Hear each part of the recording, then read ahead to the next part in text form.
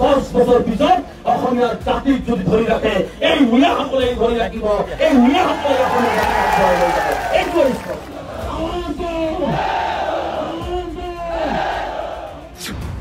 হিমন্ত বিশ্ব শৰ্মাৰ বিৰুদ্ধে প্ৰচণ্ড হুংকাৰ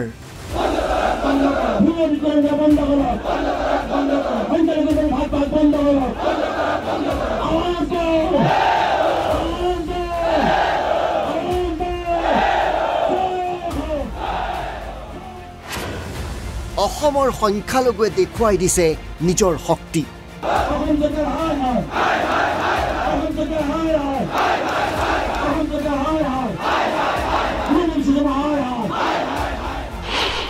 একত্ৰিত হ'ল হাজাৰ হাজাৰ সংখ্যালঘু জনতা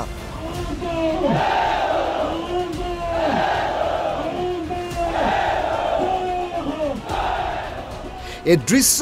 বিলাসীপাৰাৰ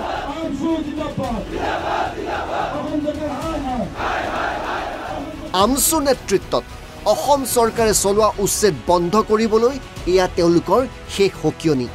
মুখ্যমন্ত্ৰী অসমীয়া জাতি ভাঙিব বিচাৰিছে মুখ্যমন্ত্ৰী অসমীয়া জাতিক ধান মান কৰিব বিচাৰিছে আৰু যাক আপুনি মিয়া বুলি তুচ্ছ তাচ্ছিল্য কৰিছে 10 বছৰ পিছত অসমীয়া জাতিক যদি ধৰি ৰাখে এই মিয়াসকলে ধৰি ৰাখিব এই মিয়াসকলে অসমীয়া উচ্ছেদিতক দিয়ক পুনৰ সংস্থাপন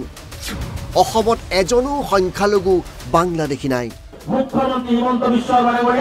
আপুনি মেচিন লগাই দিয়ক 71 পিছত যদি এজন মুছলমান বাংলাদেশী দেখুৱাই দিব পাৰে আপুনি খেদিব নালাগে কলাৰত কৰি বাংলাদেশ বৰা আমছুৱে পাৰ কৰাই দিয়ে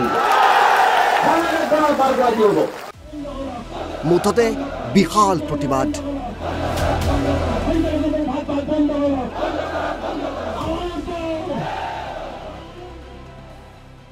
যে যদি কোনো মুছলমান বাংলাদেশী 71 পিছত চিনাক্ত কৰিব পাৰে দেখুৱাই দিব পাৰে চৰকাৰে ধৰিব নালাগে বৰ্ডাৰ পুলিচে ধৰিব নালাগে আমি বাংলাদেশক গোটাই দি আহিম কিন্তু 71 আগত যিসকল নথিপত্ৰ আছে যিসকল ভাৰতীয় নাগৰিক যিসকল অসমীয়া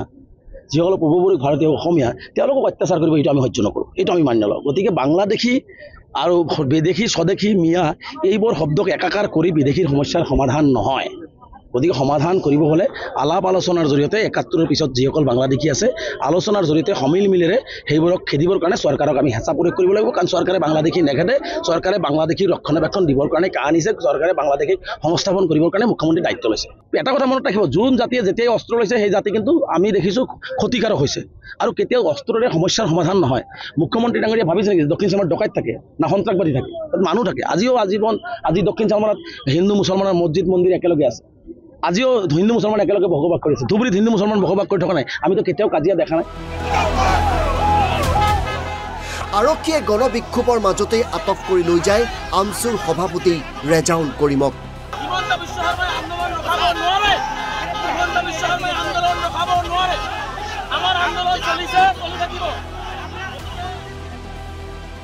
ইয়াৰ প্ৰতিবাদ কৰে সংখ্যালঘু জনতাই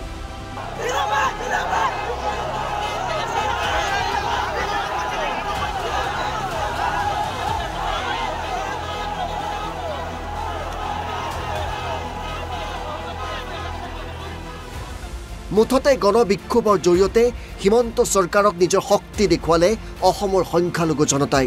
আজি আপুনি যিমানেই মাৰিব যিমানেই অত্যাচাৰ কৰিব সিমানেই আমি গণতান্ত্ৰিকভাৱে সংবিধানক বিশ্বাস কৰি কলমৰ জৰিয়তে আমি যুদ্ধ চলাই আমি মানুহ হিচাপে অসম তথা ভাৰতবৰ্ষক বিশ্বৰ দৰবাৰত চিনাকি দিবৰ কাৰণে আগবাঢ়ি যাওঁ অসম চৰকাৰৰ বিৰুদ্ধে এক হৈছে অসমৰ সংখ্যালঘু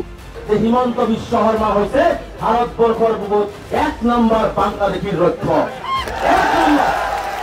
1 নম্বৰ বাংলাদেশীৰ ৰক্ষক আজি বিলাসীপাৰাত সেয়া প্ৰমাণ কৰি দেখুৱালে আমছুৱে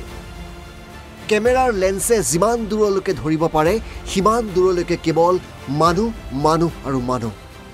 এটা দিনত এটা সময়ত সংখ্যালঘু ৰাইজৰ ন্যায় আৰু নিৰাপত্তাৰ স্বাৰ্থত আমি ৰাইজক ৰাজপথলৈ আহিব দিম সেইদিনাখন অসমক স্তব্ধ কৰি দিয়া হ'ব অসম এই ৰক্ষাৰ উদ্দেশ্যে অসমৰ সংখ্যালঘু ৰাইজৰ লগত বিলাসীপাৰাৰ পৰা নীলকমল নাথ NB নিউজ